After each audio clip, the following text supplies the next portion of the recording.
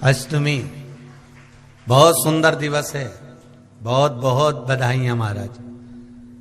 सोमवार की अष्टमी का मतलब आपको इंदौर की कथा में बताया था, जिस दिन शंकर और पार्वती के मिलन का दिवस हो, और केवल एक माता पार्वती के अकेले मिलन का नहीं, 64 योगनिया तक भगवान शंकर से मिलने के लिए आती है। जिस लड़के की शादी नहीं हो रही हो, सोमवार की अष्टमी पढ़ने पर एक लाल फूल चंदन में लगाकर, जहां पर अशोक सुंदरी का स्थान है, उस अशोक सुंदरी वाले स्थान पर ले जाकर, अगर सोमवार की अष्टमी पढ़ने पर लड़का या लड़की जिसका विवाह नहीं होता वो चढ़ा देता है, मात्र 3 महीने में उसका विवाह पक्का हो जाता है। मात्र 3 महीने। अशोक सुंदरी का स्थान शिव।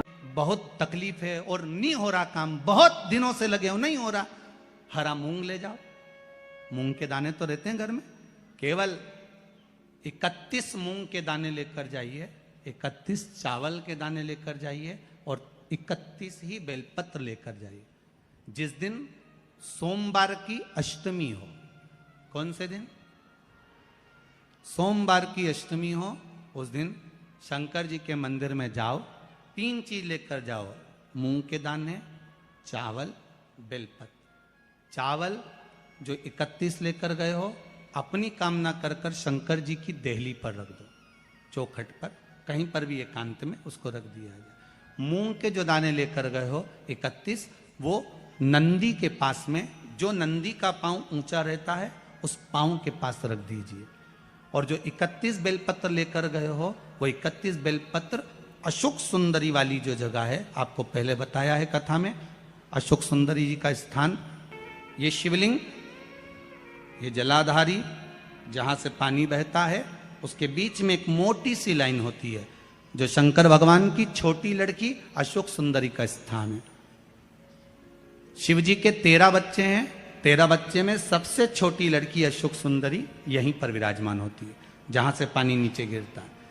प्रत्येक शिवलिंग के सामने एक मोटी सी लाइन होगी, उस मोटी सी जो लाइन है अशोक सुंदरी, वहां पर जो 31 बेलपत्र लेकर गए हो, अपनी कामना कर कर पीला चंदन, लाल चंदन लगाकर उस पर समर्पित करते जाओ। उसकी डंडी जहां से पानी बहता है उस ओर होना चाहिए। आप निवेदन कर कर देखो, एक सोमवार की अष्टमी पर कर कर देखना, दूसरी सोमवार की अष्टमी आएगी, अपने आप आपका काम हो गया होगा। बाबा से निवेदन तो करो, क्यों भटक रहे? एक मात्र शिव मंदिर में झाड़ू लगा रही हैं अहिल्याबाई, साधारण सा भाव है, केवल एक झाड़ू।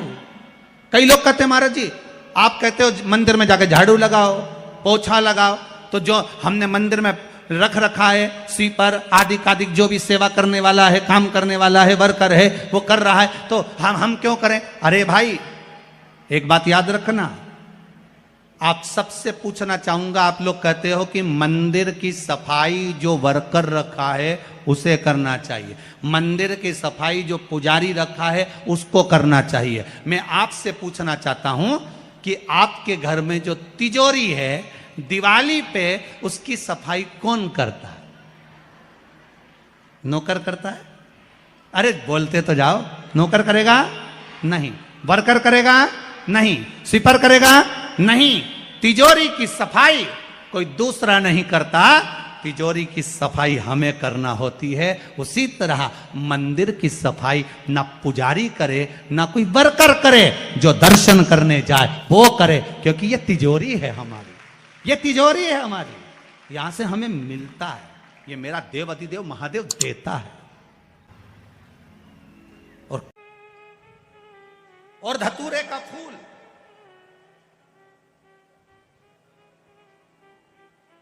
कांटे वाला धतूरा, और उसमें लगने वाला एक पुष्प, आस्था चैनल पर आप लोग देख रहे होंगे धतूरे के फूल का दर्शन। धतूरा और धतूरे का पुष्प, छोटा सा पौधा है, ज्यादा बड़ा नहीं है, कांटा लग रहा है, धतूरा लग रहा है, और उसमें भी साधारण धतूरा नहीं, जिस धतूरे के नीचे की डंडी लाल कलर की होती है, अगर वो सोमवार की अष्टमी को देव अधिदेव महादेव को समर्पित करी जाती है, तो उसके घर में कभी संपदा की कमी नहीं होती है। वो धतूरा है, साधारण नहीं है। धतूरे में भी लाल डंडी, जैसे धतूरा गोल होता है उसके नीचे एक छोटी सी डंडी, देखा है आप लोगों ने? अरे देखी कि नहीं देखी बोलो? धतूरा देखा है ना?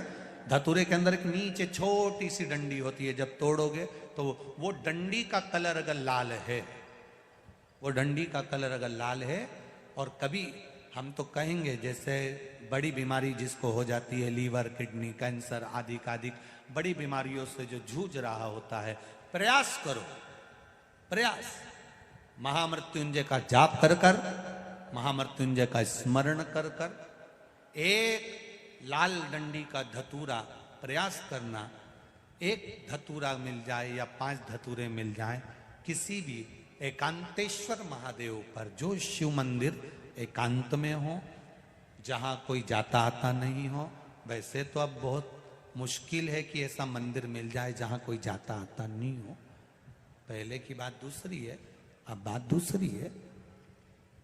फिर भी कहीं आप रोड पे से निकल रहे हो, एकांतेश्वर महादेव अगर आपका दिख जाए, बहुत बीमारियों से ग्रसित हो, तो भी महामृत्युंजय जाप का स्मरण कर कर या किसी विद्वत ब्राह्मण जन से महामृत्युंजय मंत्र का जाप कराकर या भगवान शिव के मंत्र का जाप स्वयं कर कर, वो भी ना बने तो पंचाक्षर मंत्र नमः शिवाय, षडाक्षर मंत्र ओम नमः शिवाय या श्री शिवाय नमस्तुभ्यम जप कर वो लाल डंडी का धतूरा 5 एकांतेश्वर महादेव को आप समर्पित कर सकते हो। रोग थम जाएगा, जो दवाई खाओगे वो शरीर को लगना प्रारंभ हो जाएगी और आप स्वस्थ होना प्रारंभ हो जाएंगे।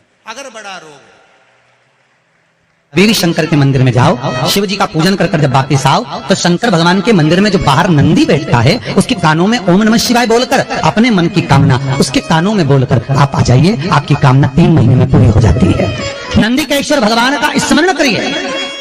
अगर 7 बेलपत्र आप शंकर को समर्पित करते हो तो 1 बेलपत्र नंदी भगवान पर भी जबरदस्त अवश्य समर्पित करें। नंदीश्वर भगवान शिव को समर्पण, 1 बेलपत्र नंदीकेश्वर की ओर चढ़े। और बहुत ध्यान दीजिए महाराज, अगर कोई काम अटक रहा है, नहीं हो रहा, बहुत प्रयास करा, तो भगवान शंकर के मंदिर में 5 बेलपत्र चढ़ाइए। और शंकर भगवान की जो छोटी लड़की है अशोक सुंदरी, आपको बताया था ना अशोक सुंदरी का स्थान, भगवान शंकर की 6 लड़कियां हैं, उसमें से सबसे छोटी लड़की अशोक सुंदरी की जगह पर 1 बेलपत्र चढ़ाइए। फिर 1 बेलपत्र नंदीकेश्वर पर चढ़ाइए। और नंदीकेश्वर पर चढ़ाने के बाद भगवान शंकर के मंदिर के बाहर चौखट पर दिया लगा दीजिए साइड में, और फिर अपने घर पर आ जाइए, आपका कार्य सफल होना प्रारंभ हो जाएगा। नंदीकेश्वर भगवान नंदीकेश्वर का स्मरण कर लेने पर जीव आनंद सुख की अनुभूति करता है, आनंद सुख को पाता। भगवान नंदीकेश्वर का पूरी दुनिया में केवल एक केदारनाथ ही एक ऐसा है जहां पर ओम कुंड विराजमान है। कौन सा कुंड है वहां पर? ओम कुंड। जो बच्चा हकलाता है, तोतला बोलता है या गूंगा होता है, जिसकी वाणी नहीं होती, वो अगर ओम कुंड पर जाकर ओम बोलने का प्रयास करता है तो जितनी देर तक उसके मुंह से घुन्न की आवाज निकलती है उतनी देर तक ओम कुंड में से पानी का बुलबुला निकलता रहता है। और 7 या 8 बार बोलने से व्यक्ति हकलाना छोड़ देता है, तोतला बोलना छोड़ देता है और उसकी वाणी आ जाती है। वो ओम कुंड केदारनाथ जी में बसता है। कहाँ बसता है? केदारेश्वर।